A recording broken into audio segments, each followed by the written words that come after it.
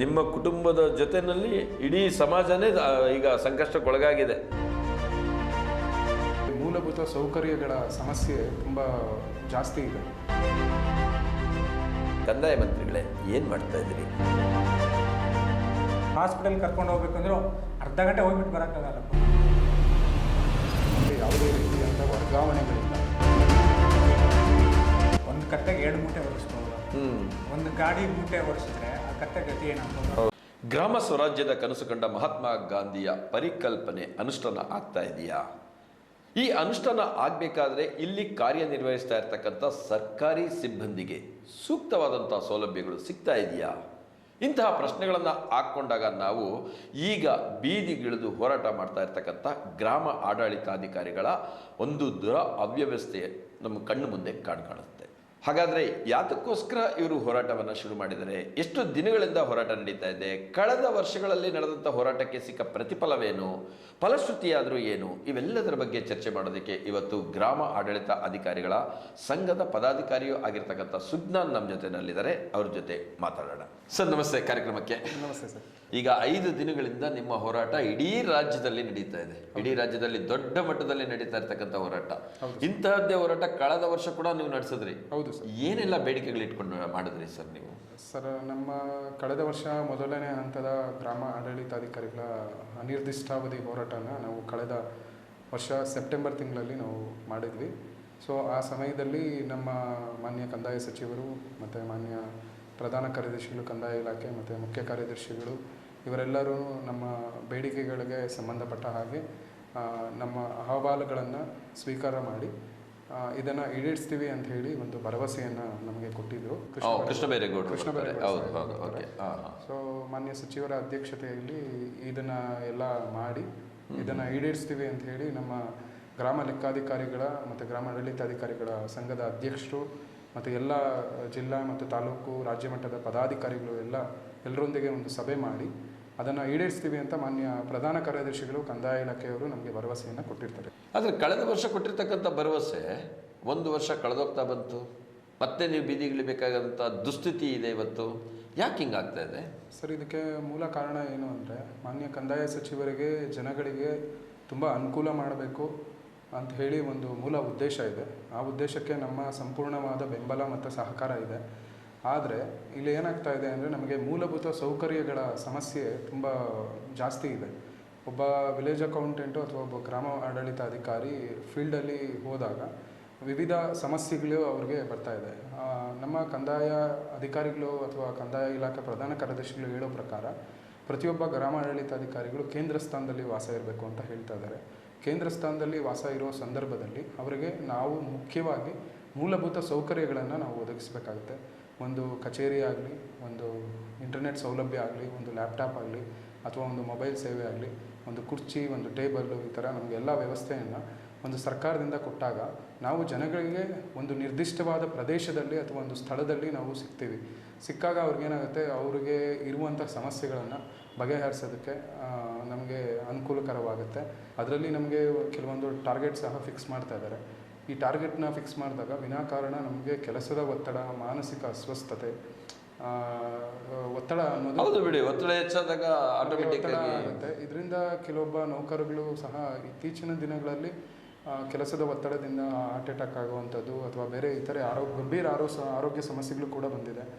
ಕೆಲವೊಂದು ನಮ್ಮ ಫ್ಯಾಮಿಲಿಗೆ ಕೂಡ ನಾವು ಟೈಮ್ ಕೊಡೋಕ್ಕೆ ಕೆಲವೊಂದು ಸಮಯದಲ್ಲಿ ಆಗೋದಿಲ್ಲ. ಹೌದು. ಆದ್ದರಿಂದ ಈ ವಿಚಾರದ ಬಗ್ಗೆ ನಾವು ಫಸ್ಟು ನಮ್ಮ ಮಾನ್ಯ ಸಚಿವರ ಗಮನಕ್ಕೆ ತಗೋಬರೋದಕ್ಕೋಸ್ಕರ ಈ ಹೋರಾಟನ ಮಾಡ್ತಾ ಇದ್ದೀವಿ.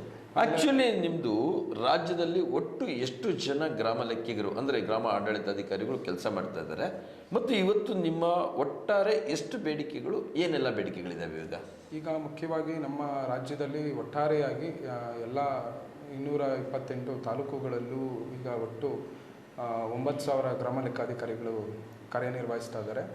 ಅದರಲ್ಲಿ ದೊಡ್ಡ ಮೊತ್ತ 9,000 ಗ್ರಾಮ ಲೆಕ್ಕಾಧಿಕಾರಿಗಳಿದ್ದಾರೆ. ನಮ್ಮ ಚಿಕ್ಕಬಳ್ಳಾಪುರ ಜಿಲ್ಲಾ ಘಟಕದಲ್ಲಿ ಸುಮಾರು 300 ಜನ ಇದ್ದಾರೆ.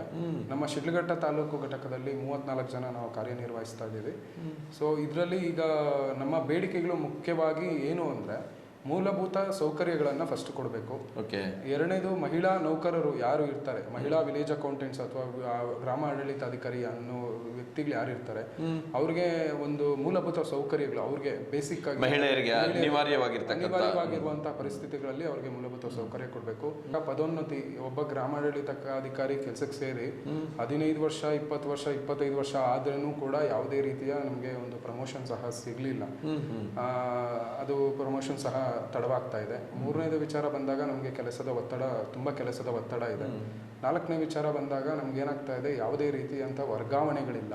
ಆಮೇಲೆ ಮೂಲವಾಗಿ ಏನಾಗಿದೆ, ವೇತನ ತಾರತಮ್ಯ ಇದೆ. ಒಂದು ಗ್ರಾಮ ಆಡಳಿತಾಧಿಕಾರಿಗೆ TA ಅಂತ ಹೇಳಿ 500 ರೂಪಾಯಿನ ಕೊಡ್ತಾರೆ ಸರ್ಕಾರದಿಂದ. ಅದು ಈಗ ಶಿಡ್ಲಘಟ್ಟ ನಮ್ಮ ತಾಲೂಕಿಗೆ ಸಂಬಂಧಪಟ್ಟ ಹಾಗೆ ಕೆಲವೊಂದು ಹಳ್ಳಿಗಳು ಮಾತ್ರ ಶಿಡ್ಲಘಟ್ಟ ತಾಲೂಕು ಅಂದರೆ ಹೆಡ್ ಕ್ವಾರ್ಟರಲ್ಲಿದೆ, ಪುರಸಭಾ ವ್ಯಾಪ್ತಿಯಲ್ಲಿ ಬರುತ್ತೆ. ಇನ್ನು ಉಳಿದಂತೆ 29-30 ಹಳ್ಳಿಗಳು ಊರಿನ ಆಚೆಗಡೆ ಇದೆ. ಸೊ ತಿಂಗಳಿಗೆ ಒಂದು 500 ರೂಪಾಯಿ ಭತ್ಯೆ ಅನ್ನೋದನ್ನ ಕೊಡ್ತಾರೆ. ಆ ಭತ್ಯೆ ಕೊಟ್ಟಾಗ 500 ರೂಪಾಯಿ ಯಾವುದೇ ಇದಕ್ಕೂ ನಮಗೆ ಸಾಕಾಗೋದಿಲ್ಲ. ಕೆಲವೊಂದು ವೇತನ ಪರಿಷ್ಕರಣೆನೂ ಮಾಡಬೇಕಾಗಿರುತ್ತೆ. ಆಕ್ಚುಲಿ ನಿಮ್ಮ ಹೋರಾಟ ಲಾಸ್ಟ್ ಇಯರ್ ನಡೆದಿತ್ತು. ಹೌದು ಸರ್. ಈಗ ಮತ್ತೆ ಶುರು ಮಾಡಿದಿರಿ. ಹೌದು ಸರ್. ಈ ಬಾರಿ ನೀವು ಏನು ನಿರ್ಧಾರ ಇಟ್ಕೊಂಡು ಹೋರಾಟ ಶುರು ಮಾಡಿದಿರಿ? ಈಗ ನಾವು ಅನಿರ್ದಿಷ್ಟಾವಧಿ ಮುಷ್ಕರವನ್ನು ಮಾಡ್ತಾ ಇದ್ದೀವಿ. ಇವತ್ತು 5ನೇ ದಿನ. ಇದರಿಂದ ಸಾರ್ವಜನಿಕರಿಗೆ ತುಂಬ ತೊಂದರೆ ಆಗಿದೆ. ಅದಕ್ಕೆ ನಾವು ಫಸ್ಟು ಎಲ್ಲ ನಮ್ಮ ಸಾರ್ವಜನಿಕರಲ್ಲಿ ಎಲ್ರಿಗೂ ನಾವು ಕ್ಷಮೆಯನ್ನು ಕೇಳ್ತೇವೆ. ನಮ್ಮ ಬೇಡಿಕೆಗಳು ಈಡೇರೋಸ್ಕೋಸ್ಕರ ನಾವು ಈ ಥರ ಮಾಡ್ತಿದ್ದೀವಿ. ನಮ್ಮ ಹೋರಾಟ ಮಾಡಿದ್ರೇ ನಮಗೆ ಒಂದು ಜಯ ಸಿಗುತ್ತೆ, ಅಥವಾ ಒಂದು ನಮ್ಮ ಸೌಲಭ್ಯಗಳು ನಮಗೆ ಬೇಕಾಗಿದೆ, ಮೂಲಭೂತ ಸೌಲಭ್ಯಗಳು ಬೇಕಾಗಿದೆ. ಆ ಮೂಲಭೂತ ಸೌಲಭ್ಯಗಳು ಇದ್ದರೆ ನಂತರ ತಮ್ಮ ಕೆಲಸಗಳು ಮಾಡೋದಕ್ಕೆ ನಮಗೆ ತುಂಬ ಅನುಕೂಲವಾಗುತ್ತೆ. ಆದ್ದರಿಂದ ಇದನ್ನು ನಾವು ಮಾಡ್ತಾ ಇದ್ದೇವೆ. ಈ ನಂತರನೂ ಕೂಡ ಇದನ್ನು ಇಂತಿಷ್ಟು ದಿನ ಅಂತ ಹೇಳಿಲ್ಲ, ಬಟ್ ಏನಾಗಿದೆ ಈಗ ಅಂದರೆ ನಿಮ್ಮ ಸಮಸ್ಯೆಗಳು ಪರಿಹಾರ ಆಗೋವರೆಗೂ ಈ ಮುಷ್ಕರ ನಿಲ್ಲಲ್ಲ ಅಂತ ಎಚ್ಚರಿಕೆ ಕೊಡ್ತಾ ಇದ್ದೀರಿ? ಅಂದರೆ ಸರ್ಕಾರಕ್ಕೆ ನಾವು ಎಚ್ಚರಿಕೆ ಕೊಡೋದಕ್ಕಾಗೋದಿಲ್ಲ, ಬಟ್ ನಾವು ನ್ಯಾಯಯುತವಾಗಿ ನಾವು ಸರ್ಕಾರನ ಕೋರಿಕೆ ಮೂಲಕ ನಾವು ಕೇಳ್ಕೊತಾ ಇದ್ದೀವಿ. ನಮ್ಮ ಬೇಡಿಕೆಗಳನ್ನು ದಯವಿಟ್ಟು ಈಡೇರಿಸಿ ಅಂತ ನಾವು ನಮ್ಮ ಸರ್ಕಾರಕ್ಕೆ ನಾವು ಕೇಳ್ತಾ ಇದ್ದೀವಿ.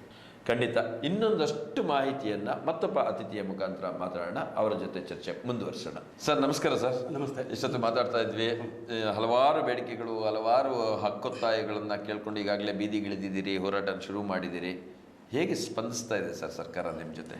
ಏನು ವಜ್ರಮುಷ್ಟಿ ಅಂತ ಈ ಒಂದು ಕಂದಾಯ ಇಲಾಖೆಯಲ್ಲಿ ಏನು ಈ ರಾಜ್ಯ ಗ್ರಾಮ ಆಡಳಿತಾಧಿಕಾರಿಗಳ ಸಮಸ್ಯೆಗಳು ಮತ್ತು ಬೇಡಿಕೆಗಳ ಈಡೇರಿಕೆಗಾಗಿ ಏನು ದಿನಾಂಕ 10/2/25ರಿಂದ 2ನೇ ಹಂತದ ಈ ಅನಿರ್ದಿಷ್ಟಾವಧಿ ಮುಷ್ಕರ ನಡೀತಿದೆ. ಈ ಒಂದು ಸಂದರ್ಭದಲ್ಲಿ ನಾವು ಏನು ಈ ಹಿಂದೆ ಸೆಪ್ಟೆಂಬರ್ ತಿಂಗಳಲ್ಲಿ ನಾವು ಏನು ಸರ್ಕಾರಕ್ಕೆ ನಮ್ಮ ಮನವಿಯನ್ನು ಕೊಟ್ಟಿದ್ವಿ. ಈ ಮನವಿಯಲ್ಲಿ ಸುಮಾರು 21 ಅಂಶಗಳನ್ನು ಕೂಡ ಅಲ್ಲಿ ನಾವು ಸೇರಿಸಿದ್ವಿ. ಈ 21 ಅಂಶಗಳಲ್ಲಿ ಏನು ಗ್ರಾಮ ಲೆಕ್ಕಾಧಿಕಾರಿಗಳ ಸ್ಪಂದನೆ, ಅವರ ಕಷ್ಟ ಕಾರ್ಪಣ್ಯಗಳು, ಅವುಗಳ ಬಗ್ಗೆ ಸವಿಸ್ತಾರವಾಗಿ ಅವರು ನೀಡಿದ್ರು ಕೂಡ ನಮಗೆ ಇದುವರೆಗೂ ನಾವು ನೆಟ್ಟಿರ್ತಕ್ಕಂಥ ಒಂದು ಇದಕ್ಕೆ ಯಾವುದೇ ರೀತಿಯ ಒಂದು ಸ್ಪಂದನೆ ಕೂಡ ನಮಗೆ ಸಿಕ್ಕಿಲ್ಲ. ಆ ಒಂದು ಕಾರಣಕ್ಕೆ ಈ ಒಂದು 2ನೇ ಹಂತದ ಒಂದು ಮುಷ್ಕರವನ್ನು ನಾವು ಈ ಸಮಯದಲ್ಲಿ ಪ್ರಾರಂಭ ಮಾಡ್ತಾ ಇದ್ದೀವಿ. ಯಾವ ರೀತಿ ನಡೀತಿದೆ ಸರ್? ಈಗಾಗಲೇ ಕೇಳಿದ್ದೀವಿ, ಈಗಾಗಲೇ ಇದುವರೆಗೂ ಸರ್ಕಾರ ಸ್ಪಂದನೆ ಮಾಡಿಲ್ಲ, ಇನ್ನೂ ನಿಮ್ಮ ಮುಷ್ಕರ ಮುಂದುವರಿತಾನೇ ಇದೆ. ಸೋಮವಾರಕ್ಕೇನೋ ಒಂದಷ್ಟು ಎಲ್ಲೋ ಒಂದು ಮೂಲೆಯಲ್ಲಿ ಒಂದು ಆಶ್ವಾಸನೆ ಸಿಕ್ಕಿದೆ, ಒಂದು ಮಾತುಕತೆ ನಡೀಬೋದು ಅಂತ.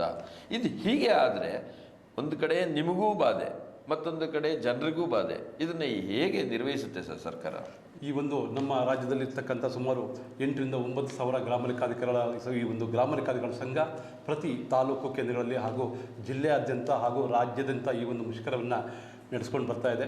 ಈ ಸಂದರ್ಭದಲ್ಲಿ ಎಲ್ಲ ಒಂದು ಗ್ರಾಮ ಲೆಕ್ಕಾಧಿಕಾರಿಗಳ ಪರವಾಗಿ ಅವರ ಬೇಡಿಕೆಗಳು, ಅವರ ಮೂಲಭೂತ ಸಮಸ್ಯೆಗಳನ್ನು ಪರಿಹರಿಸಿಕೊಡಿ ಅಂತ ಬಿಟ್ಟು ಪದೇ ಪದೇ ಸರ್ಕಾರಕ್ಕೆ ನಾವು ಗಮನವನ್ನು ಹರಿಸಿ ನಮ್ಮ ಸಮಸ್ಯೆಗಳಿಗೆ ಸ್ಪಂದನೆ ನೀಡಿ ಅಂತಕ್ಕಂಥ ಒಕ್ಕೊರಲಿನ ಅಭಿಪ್ರಾಯ ನಮ್ಮದಾಗಿರ್ತದೆ.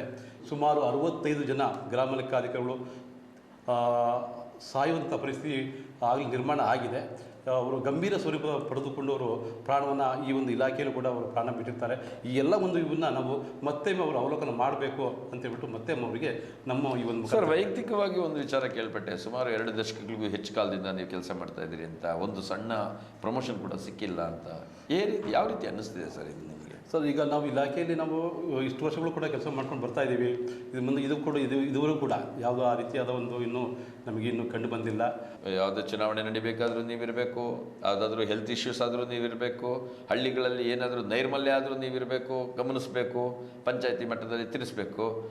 ಇವೆಲ್ಲ ನಡೀತಾ ಇದ್ರೂ ಕೂಡ ನಿಮ್ಮಿಂದ ಬಹಳಷ್ಟು ಕೆಲಸಗಳು ನಡೀತಾ ಇದ್ರು ಒಂದು ಕನಿಷ್ಠ ನೀವು ಕೆಲಸ ಮಾಡ್ತಾ ಇರ್ತಕ್ಕಂಥ ಜಾಗದಲ್ಲಿ ನೀವು ಉಳ್ಕೊಳ್ಳೋದಕ್ಕೊಂದು ವ್ಯವಸ್ಥೆ ಮಾಡ್ತಾ ಇಲ್ವಲ್ಲ, ಇದಕ್ಕೆ ಏನಂತೀರಿ? ಸರ್, ಈಗ ಏನು ನಿರಂತರ ನಮ್ಮ ಈ ಒಂದು ಮುಷ್ಕರದ ಮೂಲಭೂತ ಸೌಕರ್ಯಗಳನ್ನು ನಾವು ಮತ್ತೊಮ್ಮೆ ನಾನು ಹೇಳೋದಕ್ಕೆ ಇಷ್ಟಪಡ್ತೀನಿ. ಈ ಒಂದು ಮೂಲಭೂತ ಸೌಕರ್ಯನ ದಯವಿಟ್ಟು ಮಾಡಿಕೊಡಿ ಅಂತಕ್ಕಂಥದ್ದನ್ನು ಕೂಡ ನಮ್ಮ ಒಂದು ಅಭಿಲಾಷೆ ಮತ್ತು ನಮ್ಮ ಒಂದು ಸಂಘದ ಒಂದು ತೀರ್ಮಾನ. ಈಗ ನಾವು ನೋಡ್ಲಿಕ್ಕೆ ಹೋದಂಥ ಸಂದರ್ಭದಲ್ಲಿ ನಿಮ್ಮ ಬೇಡಿಕೆಗಳಲ್ಲಿ ಯಾವುದ್ರ ಎಕ್ಸ್ಟ್ರಾ ಫೈನಾನ್ಸ್ ಯಾವುದು ಕಾಣಿಸ್ತಾ ಇಲ್ಲ. ಇರ್ತಕ್ಕಂಥದ್ದನ್ನೇ ವ್ಯವಸ್ಥೆಗಳು ಮಾಡಿದ್ರೆ ಮುಗಿದೋಗುತ್ತೆ. ಆದರೂ ಯಾಕೆ ಫೈನಾನ್ಷಿಯಲ್ ಡಿಪಾರ್ಟ್ಮೆಂಟ್ ಅಪ್ರೂವಲ್ ಕೊಡ್ತಾ ಇಲ್ವೋ, ಅಥವಾ ಕ್ಯಾಬಿನೆಟಲ್ಲಿ ಅಪ್ರೂವಲ್ ಆಗ್ತಾ ಇಲ್ವೋ, ಅಥವಾ ನಿಮ್ಮ ಜೊತೆಯಲ್ಲಿರ್ತಕ್ಕಂಥ ಆಡಳಿತ ಪಕ್ಷದ ಮುಖಂಡರುಗಳು ಏನಿದ್ದಾರೆ ಅವರೇ ನಿಮಗೆ ಸಪೋರ್ಟ್ ಇಲ್ವಾ, ಅಥವಾ ಪ್ರತಿಪಕ್ಷಗಳು ನಿಮ್ಮ ಬಗ್ಗೆ ಕೂಗ್ತಾ ಇಲ್ವಾ, ಏನಿದು? ಈ ಬಗ್ಗೆ ನಾವು ಸಾಕಷ್ಟು ಪ್ರತಿ ವರ್ಷಗಳಲ್ಲೂ ಕೂಡ ನಾವು ಈ ಸಮಸ್ಯೆಗಳ ಬಗ್ಗೆ ಸರ್ಕಾರದ ಗಮನಕ್ಕೆ ತರ್ತಾನೆ ಇದ್ದೀವಿ. ಸರ್ಕಾರನೂ ಕೂಡ ಸಮಸ್ಯೆಗಳಿಗೆ ಸ್ಪಂದನೆ ಕೊಡ್ತೀವಿ ಅಂತಕ್ಕಂಥದ್ದನ್ನು ಹೇಳ್ತಾನೆ ಬಂದಿದ್ದಾರೆ. ಆದರೂ ಕೂಡ ಇದುವರೆಗೂ ಅದೇ ರೀತಿಯಾದ ಸ್ಪಂದನೆ ಸಿಕ್ಕಿಲ್ಲ. ಏನು ಸರ್ಕಾರ ನಿರ್ವಹಿಸಿರ್ತಕ್ಕಂಥ ಕೆಲಸಗಳನ್ನು ನಾವು ನಿಭಾಯಿಸ್ಕೊಂಡು ಹೋಗ್ತಾ ಇದ್ದೀವಿ. ಏನು ಯಾವ ಥರ ತೀರ್ಮಾನ ತಗೊಳ್ತಾರೆ ಆ ತೀರ್ಮಾನಕ್ಕೆ ನಾವು ಬದ್ಧರಾಗಿರ್ತೀವಿ. ಕಳೆದ 5 ದಿನಗಳಿಂದ ನಡೀತಾ ಇರ್ತಕ್ಕಂಥ ಗ್ರಾಮ ಆಡಳಿತಾಧಿಕಾರಿಗಳ ಹೋರಾಟದಲ್ಲಿ ಭಾಗಿಯಾಗಿರ್ತಕ್ಕಂಥ ಮತ್ತೊಬ್ಬ ಪದಾಧಿಕಾರಿ ಅಕ್ಷಯ್ ಕೂಡ ನಮ್ಮ ಜೊತೆಯಲ್ಲಿದ್ದಾರೆ. ಅವರ ಮನದಾಳದ ಮಾತುಗಳು ಏನು, ಈ ಹೋರಾಟದ ಹಾದಿ ಎತ್ತ ಸಾಗ್ತಿದೆ, ಅವ್ರ ಜೊತೆ ಮಾತಾಡೋಣ. ಸರ್ ನಮಸ್ತೆ. ಸರ್, ಏನು ಸರ್ ಇದು ಕತೆ? ಇದೇ ರೀತಿ ಮುಂದುವರೆದ್ರೆ ನೀವು ಲೆಕ್ಕಾಧಿಕಾರಿಗಳು ಏನಾಗಬೇಕು? ಬೀದಿನಲ್ಲಿದ್ದು ಹೋರಾಟ ಮಾಡ್ಕೊಂಡು ಇದ್ದೋಗ್ತೀರಾ? ಇಲ್ಲ ಸರ್, ಚಿಕ್ಕದ ಒಂದು ಕತೆ ಹೇಳ್ತೀನಿ. ಯಾರು ತಪ್ಪಾಗಿ ತಿಳ್ಕೊಬಾರ್ದು. ಅಗಸರದ ಒಂದು ನಾಯಿ ಇತ್ತಂತೆ, ಮನೆಗೂ ಹಳ್ಳಕ್ಕೂ ಎಡ್ತಾಗ್ತಿತ್ತಂತ ನಾನು ಕಾರ್ಯ ಮಾಡ್ತಿದ್ದೆ. ಏನಂದರೆ ಯಾವುದೋ ಕಡೆ ಒಂದು ಕಡೆ ಇದ್ಕೊಂಡು ಕೆಲಸ ಮಾಡ್ತಿರ್ತೀವಿ, ಸಡನ್ನಾಗಿ ಕಾಲ್ ಬರುತ್ತೆ, ಇಲ್ಲಿ ಬನ್ನಿ ಅಂತ ಹೇಳ್ಬಿಟ್ಟು. ಮತ್ತೊಂದು ಸಲ ಕಾಲ್ ಮಾಡ್ತಾರೆ, ಅದನ್ನ ಬಿಟ್ಬಿಡಿ ಇದನ್ನ ಬಿಟ್ಬಿಡಿ ಅಂತ ಮತ್ತೊಂದು ಕೆಲಸ ಮಾಡುತ್ತೆ. ಈ ಥರ ಏನಾಗುತ್ತೆ, ಕೆಲಸದ ಒತ್ತಡ ಹೆಂಗಾಗ್ತಿದೆ ಅಂದರೆ ನಮಗೆ ಒಂದು ಕತ್ತೆಗೆ 2 ಮೂಟೆ ಹೊರಿಸ್ಬೋದು. ಒಂದು ಗಾಡಿ ಮೂಟೆ ಹೊರಿಸಿದ್ರೆ ಆ ಕತ್ತೆ ಗತಿ ಏನಾಗ್ಬೋದು, ಆ ಕತ್ತೆ ಗತಿನೇ ಇವರು ಅಲ್ಲಿಗೆ ನಿಮ್ದು 2 ಕೆಲಸ ಆಗಲ್ಲ, ಆ ಕೆಲಸನೂ ಮುಗಿಸಕ್ಕಾಗಲ್ಲ, ಈ ಕೆಲಸನೂ ಆಗಲ್ಲ. ಸರ್ಕಾರ ಪರಿಷ್ಕರಣೆ ಯಾವ ಥರ ಮಾಡ್ಬೇಕಂದ್ರೆ, ಇವಾಗ 4 ಜನ ಕೆಲಸ ಮಾಡೋದನ್ನ ಒಬ್ಬನ ಮೇಲೆ ಕೆಲಸ ಹಾಕಿ ತೆಗೆದ್ರೆ ಅದಾಗಲ್ಲ. ಹೌದು, ಜನರಿಗೂ ನಾವು ಏನೋ ಸಮರ್ಪಕವಾಗಿ ಸೇವೆ ಮಾಡೋಕ್ಕಾಗ್ತದೆ. ನಿಮ್ಮ ಮಾತಲ್ಲಿ ಹಾಗಾದರೆ ಗ್ರಾಮ ಲೆಕ್ಕಾಧಿಕಾರಿಗಳು ಅಥವಾ ಗ್ರಾಮ ಆಡಳಿತಾಧಿಕಾರಿಗಳೇನೆಂದರೆ ಅದರ ಸಂಖ್ಯೆ ಕಡಿಮೆ ಇದೆಯಾ? ಅವಶ್ಯಕತೆಗಿಂತ ಸಂಖ್ಯೆ ಕಡಿಮೆ ಇದೆಯಾ? ಇವಾಗ ಪ್ರತಿ ವರ್ಷನೂ ಈಗ ಒಂದು ವೋಟರ್ ಲಿಸ್ಟ್ ಸಂಖ್ಯೆ ಜಾಸ್ತಿ ಆದರೆ ಒಬ್ಬ BLO ಹೊಸದಾಗಿ ಅಪಾಯಿಂಟ್ ಮಾಡ್ತಾರೆ. ಆಯಿತಾ? ಈಗ ಯಾವುದೋ ಒಂದು ಕ್ಷೇತ್ರದಲ್ಲಿ ಜನಸಂಖ್ಯೆ ಜಾಸ್ತಿ ಅಂದರೆ ಮತ್ತೊಂದು ಕ್ಷೇತ್ರ ವಿಂಗಡಣೆ ಮಾಡ್ತಾರೆ. ಓಕೆ, ನಮ್ಮಲ್ಲಿ ಆ ಥರ ಇಲ್ಲ ಸರ್. 50-60 ವರ್ಷದಿಂದ ಯಾವ ಕೆಲಸ ನಿಗದಿಪಡಿಸಿದ್ರು, ಒಬ್ಬ ಕಂದಾಯ ವೃತ್ತ ಒಂದು ಗ್ರಾಮ ಇದು ಕ್ಷೇತ್ರ ಅಂತ ನಿಗದಿಪಡಿಸಿದ್ರು, ಇವಾಗಲೂ ಅದೇ ಇದೆ. ಅದನ್ನ ಪರಿಷ್ಕರಣೆ ಮಾಡಲಿಲ್ಲ. ಓಕೆ, ಇದು ನಿಮ್ಗೆ ಹಾಗಾದ್ರೆ ಹೊಡ್ತಾ ಬೀಳ್ತಾ ಇರ್ತಕ್ಕಂಥದ್ದು ಅಂದ್ರೆ ಸರ್. ಇನ್ನೊಂದೇನಂದ್ರೆ, ಈಗ ಕೆಲಸ ಹಾಕಬೇಕು. ಈಗ ಒಂದು ಅಂತಂತರ ವರ್ಷದಲ್ಲಿ ಕೆಲಸ ತೊಗೊಂಡ್ಬರ್ತಾರೆ, ಅದನ್ನ ಇಷ್ಟೇ ದಿನದಲ್ಲಿ ಮುಗಿಸ್ಬೋದಂತ ಒಂದು ಪ್ಲಾನಿಂಗ್ ಇರುತ್ತೆ. ವೈಜ್ಞಾನಿಕವಾಗಿ ಇಷ್ಟು ಕೆಲಸನ ಇಷ್ಟೇ ದಿನದಲ್ಲಿ ಮುಗಿಸ್ಬೋದು ಅಂತ ಇರುತ್ತೆ. ಇವ್ರೇನು ಮಾಡ್ತಾರೆ, ಅದನ್ನ ಅಡ್ವಾನ್ಸ್ ಆಗಿ ಮುಗಿಸ್ಬೇಕು, ಬೇಗ ಮುಗಿಸ್ಬೇಕು ಅಂತ ಇದು ಮಾಡ್ತಾರೆ. ಸಮರ್ಪಕತೆ ಇರಂಗಿಲ್ಲ ಕೆಲಸದಲ್ಲಿ, ನಾವು ಮಾಡೋಕ್ಕೂ ಆಗಲ್ಲ. ಈಗ ನೀವೇ 5 ಅಂದ್ರೆ ಗುಡ್ ರಿಸಲ್ಟ್ ತರಕ್ಕಾಗಲ್ಲ ನಿಮ್ಮ ಕೈಯಲ್ಲಿ. ಆದ್ರೂ ಒತ್ತಡದಲ್ಲಿ ಕೆಲಸ ಮಾಡಲೇಬೇಕು. ಒಂದ್ ಕಡೆ ನಿಮಗೆ ತಹಸೀಲ್ದಾರ್ ಬೆಂಡೆತ್ತಾ ಇರ್ತಾರೆ. 6 ಗಂಟೆಗೆ ಮನೆಗೆ ಹೋಗ್ತೀನಿ ಅನ್ಕೊಂಡು ರಾತ್ರಿ 8 ಗಂಟೆ ಊಟ ಮಾಡಿ ರಾತ್ರಿ 11 ಗಂಟೆವರೆಗೂ ಸಿಸ್ಟಮ್ಗಳು ಕುತ್ಕೊಂತೀನಿ. ನಾನು ಒಬ್ಬನೇ ಅಲ್ಲ, ಎಷ್ಟೋ ಜನಗಳು ಹೇಳ್ಕೊಳ್ಳೋಂಗಿಲ್ಲ, ನಾನು ಹೇಳ್ಕೊತ ಇದ್ದೀನಿ. ಹೆಂಡತಿ ಮಕ್ಕಳು ಪಾಡೇನು ಸರ್? ಸರ್, ಈಗ ನನಗೆ ಮದುವೆ ಆಗಿದೆ, ಇನ್ನು ಮಕ್ಕಳಿಲ್ಲ. ಈಗ ವಯಸ್ಸಾದ ತಂದೆ ತಾಯಿ ಇರ್ತಾರೆ, ಹೆಲ್ತ್ ಇಶ್ಯೂಸ್ ಇರುತ್ತೆ, ಅವ್ರು ನೋಡ್ಕೊಳಕ್ಕಾಗಲ್ಲ. ಸೊ ಒಂದು ಹಾಸ್ಪಿಟಲ್ ಕರ್ಕೊಂಡು ಹೋಗ್ಬೇಕಂದ್ರೆ ಅರ್ಧ ಗಂಟೆ ಹೋಗ್ಬಿಟ್ಟು ಬರೋಕ್ಕಾಗಲ್ಲ, ಪರಿಸ್ಥಿತಿ ಹಂಗಾಗುತ್ತೆ. ಕೆಲಸ ಏನು ಸಂಡೇಸ್ ಕೂಡ ನಿಮ್ಮನ್ನು ಬಿಡಲ್ಲ ಸರ್. ಸಂಡೇಸ್ ಇವಾಗ ಲಾಸ್ಟ್ ಟೈಮ್ ಏನು ಸ್ಟ್ರೈಕ್ ಆಯಿತು, ಅದರಿಂದ ಒಂದು ಆರ್ಡರ್ ಮಾಡ್ತಾರೆ, ಸ್ಯಾಟರ್ಡೆ ಸಂಡೇ ರಜಾ ದಿನಗಳಿಂದ ಕೆಲಸ ಮಾಡ್ಕೋಬಾರ್ದು ಅಂತ ಹೇಳ್ಬಿಟ್ಟು. ಬಟ್ ಇವ್ರು ಹಾಕ್ತಾರೋ ಪ್ರೆಷರ್ಗೆ ಏನಾಗುತ್ತೆ ಅಂದರೆ ಸ್ಯಾಟರ್ಡೆ ಸಂಡೇ ಮನೇಲಿ ಕುತ್ಕೊಂಡೇ ಕೆಲಸ ಮಾಡಬೇಕಾದ ಪರಿಸ್ಥಿತಿ ಬಂದಿದೆ.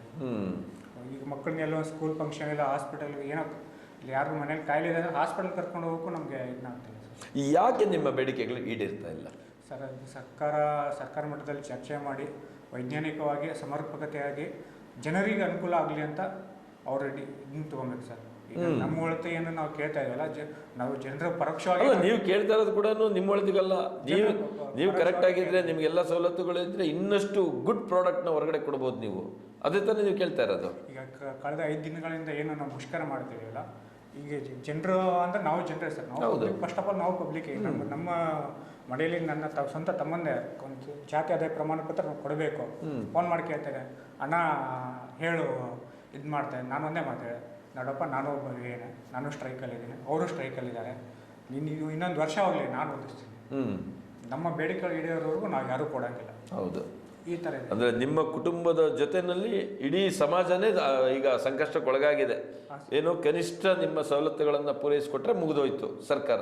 ಯಾಕೆ ಸರ್ಕಾರ ಬೇಜವಾಬ್ದಾರಿತನ ತೋರಿಸ್ತಾ ಇರೋದು?